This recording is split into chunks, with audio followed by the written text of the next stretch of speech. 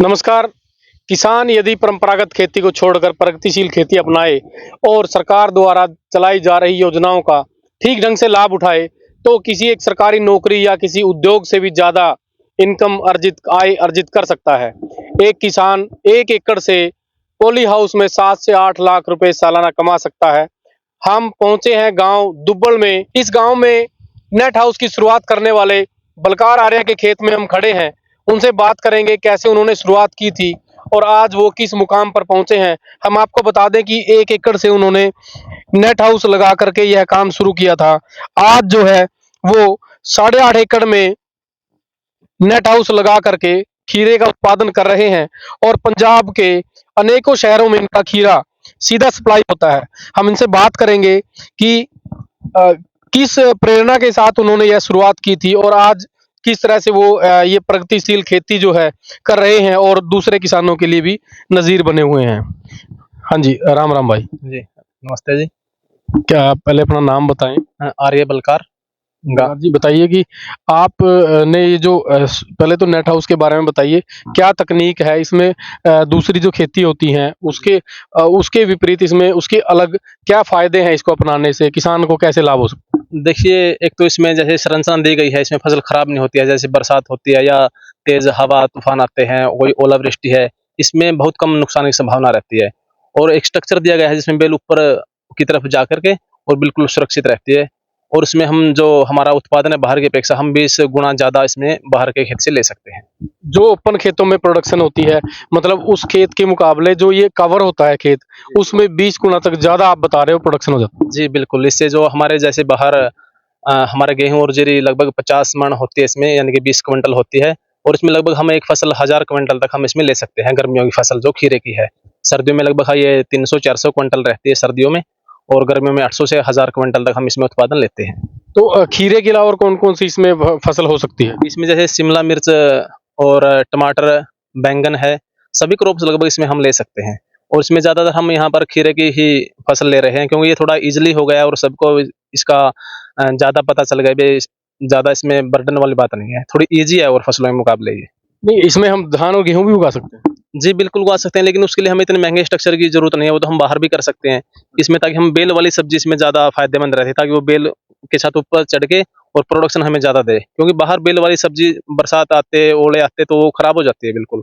और इसमें जो स्ट्रक्चर दिया गया है बेल को चढ़ने के लिए रख-रखाव इसका मेंटेन आंधी-तूफ़ान से बढ़िया रहता है। जी। तो कोई ऐसा भी कारण है कि जो इसमें प्रोडक्शन यदि करेंगे, तो कीमत ज़्यादा मिलती है, कुछ ऐसा भी है? नहीं देखिए, जैसे बाहर के मुकाबले इसमें क्वालिटी तो थोड़ी अच्छी रहती है, बीमारियों के प्रति इसमें थोड़ी बीमारी कम आती है इसमें ओपन के मुकाबले। ओपन में जैसे अटैक ज़्यादा रहता है इसमें बीमारियों का, तो अंदर इसमें कम रहता है इसमें। बीमारियों से बचाव रहता है। जी, बीमारियों से इसमें बचाव रहता है। तो आप अपने बारे में बताइए, कब आपने इसकी शुरुआत की थी? कहाँ से प्रेरणा मिली और पहली शुरुआत में कितने एकड़ में शुरुआत की थी? शुरू में लाभ हुआ, नुकसान हुआ, कैसे आपकी यात्रा हुई? शुरू में 2016 में हमने इसकी शुरुआत की थी, तो करनाल की तरफ हम जाते थे, 1-2 हमने स्ट्रक्चर लगे देखे, तो हमने सोचा था भाई कि हमारे ये बस का सौदा है और हम इसे कर सकते हैं। तो 2016 में हमने एसटीआई करनाल से ट्रेनिंग ली थी और फिर हमने शुरू किया था। लेकिन शुरुआती दौर में हमें यहाँ समस्याओं का सामना करना पड़ा क्योंकि हमारे यहाँ पर पानी की जो ईसी थी वो ज़्यादा थी, तो हमने एक फसल बिल्कुल नुकसान हुआ था, कुल 60,000 रुपए की हमारी फसल हुई थी। फिर हमने और जो मित्र थे हमारे, कई मित्र थे, बबली जी थे डंडौता से, चीका में, तो उन्होंने भी बताया भई अपनी ईसी चेक करवाइए, तो हमने फिर नहर के पानी का यूज़ किया और उनका भी काफ़ी सहयोग रहा हमें और हमने बाद में फिर इसमें काफ़ी 10-12 लाख, 15 लाख रुपए तक की हमने फसलें ली हैं। तो शुरुआत में नुकसान हुआ, फिर उसके बाद एक साल में 1 एकड़ में 15 लाख तक। हाँ, एक साल में हाँ, एक फसल भी हमने 15-16 लाख रुपए की ली है। जी। तो दोनों फसलों को मिला के 20 लाख तक। हाँ, 23 लाख रुपए की हमारा जो आज तक का टर्नओवर था सबसे ऊपर 1 एकड़ का, तो 23 लाख रुपए सालाना थी हमारी वो। तो थोड़ा-सा ये बताइए कि अब आपने कहाँ तक बढ़ा दिया इसको? अब कितने एकड़ में हैं आप? हमारे जैसे गाँव में तो बात करें 110 एकड़ में हो गया है और हमारे खुद के जैसे मेरे 8 एकड़ में मेरे खुद के हैं यहाँ पर। आपने अपने सहयोग से कितने के लोगों के पोली हाउस ऐसे लगवा दिए? गाँव में लगभग तकरीबन सबका सहयोग किया है जी और जितने मित्र थे, रिश्तेदार थे, रिलेटिव थे, सबका हमने इसमें सहयोग किया है और सभी बड़े अच्छा इसमें मुनाफ़ा कमा रहे हैं।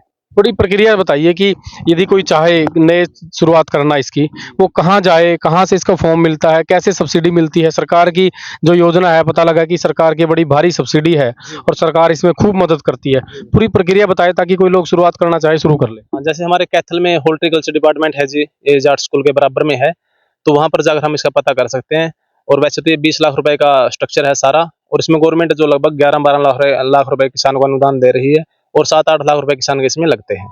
तो क्या लगता है सरकार की ये जो योजना है, इससे किसानों को लाभ मिल रहा है? इससे बहुत ज़्यादा लाभ मिल रहा है जी किसानों को, और एक अच्छा उत्पादन निकाल के अपनी आय उन्होंने काफ़ी बढ़ा ली है इसमें। एक चिंता रहती है किसान की कि वो कुछ प्रोडक्ट कुछ उत्पादन कर लेता है, वो बेचेगा कहाँ? तो बिक्री का मार्केट की क्या व्यवस्था है इस मामले में? मार्केट की इसमें जैसे अभी तो हमारा संपर्क हुआ है, काफ़ी विक्रेता हैं इसमें खीरा के जो खरीद लेते हैं। तो सुबह बस फ़ोन आते हैं उनके, और व्यापारियों से हमारे रेट भाव फ़ोन पर तय हो जाते हैं, वो गाड़ी भेज देते हैं, और साथ में इसमें कैश पेमेंट रहती है। और अभी तक तो कोई मार्केट में हमें दिक्कत नहीं आई है जी। आप कहाँ-कहाँ बेचते हैं?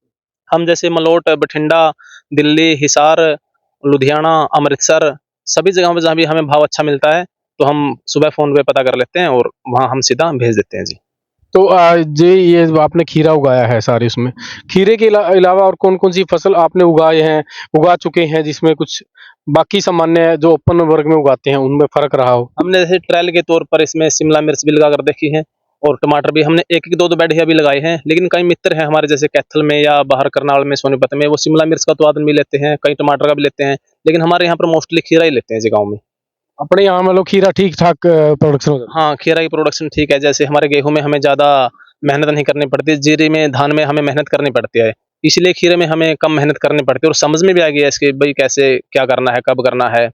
और फसल जैसे थोड़ी टफ है अभी, लेकिन धीरे-धीरे जैसे इसमें हमें कोई समस्या आएगी तो हम शिमला मिर्च की तरफ और टमाटर की तरफ फिर जाएँगे। तो थोड़ा-सा ये भी बताइए कि जैसे अब आपने कहा कि हमारे सुबह रेट हो जाते हैं, फिर हम व्यापारियों को बुलाते हैं, तो तोड़ने की प्रक्रिया कैसी रहती है? ईज़ी है, लेबर की व्यवस्था करनी पड़ती है?